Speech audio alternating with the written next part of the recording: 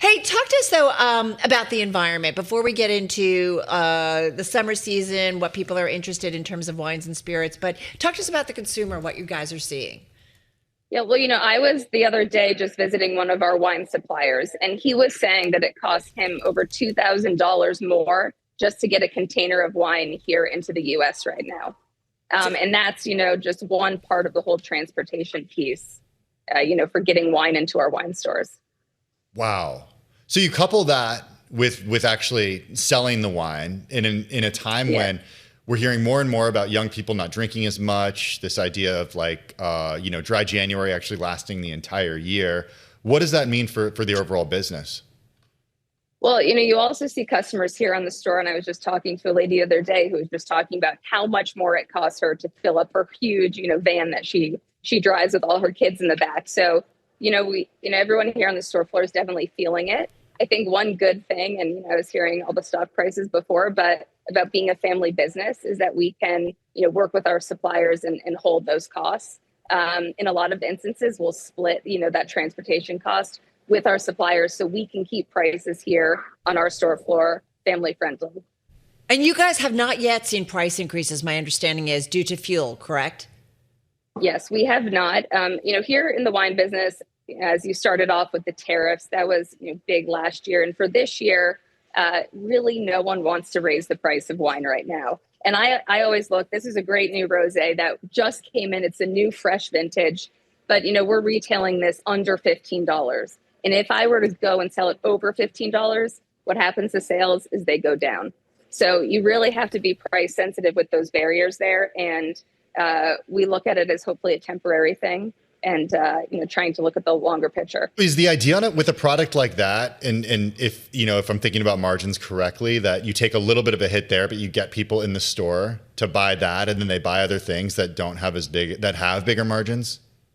Yes. Well, and one of the things that I love doing is I'm like a little, wine detective out there, but I love going every year. We go to a wine show, either in Paris or in Italy. And we get to meet firsthand with a lot of these multi-generational families who are making unbelievable wine. And we get to bring them back and sell them in our stores. And really, they're wines that over deliver for the price. And we often say they taste like they're twice the price. So really trying to bring not only the price point, but also the story back for our customers, because we think that now more than ever, that's what customers want to hear about. I'm always amazed, like when you're over in Europe or Paris and you just order, I don't know, just a little wine, nothing big, and it's just great. Like, I feel like over the years, and this industry, like, it just feels like, we keep getting told you don't have to spend a lot of money to get a great bottle of wine.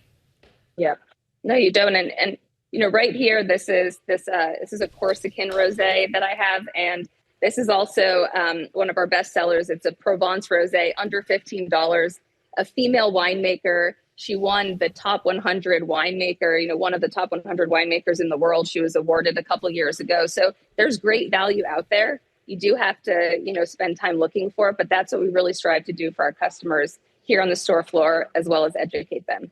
So let's talk a little bit about the next generation of Stew Leonards and sort of the timeline for you and your cousin taking over.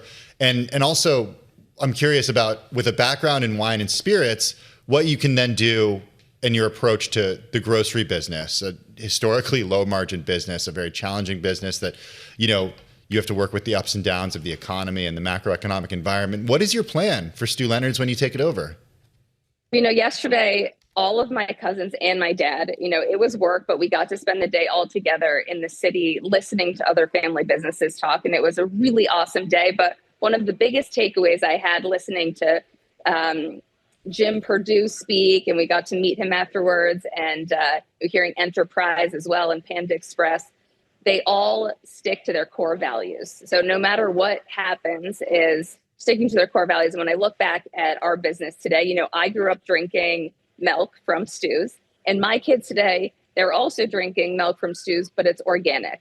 And so, if we had 20 years ago tried selling organic milk, it would have been way too expensive to really for our customers at that time. But we've evolved, and so it's kind of just a slow evolution over time. And that's one of the things that always sticks out to me is that my kids are drinking organic whole milk now.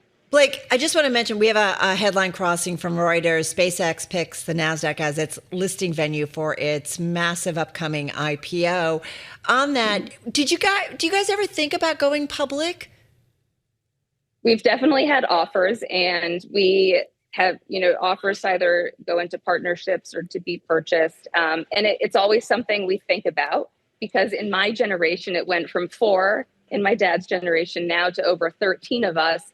And now in the 4th generation, there's over 22 great grandkids. So it's definitely something we always think about, but really what we want, and my cousins and I all just met recently to talk about this, is we really want to keep this a family business and want to continue, the decisions we get to make every day are really, ones that we don't have to rely on anyone else for that.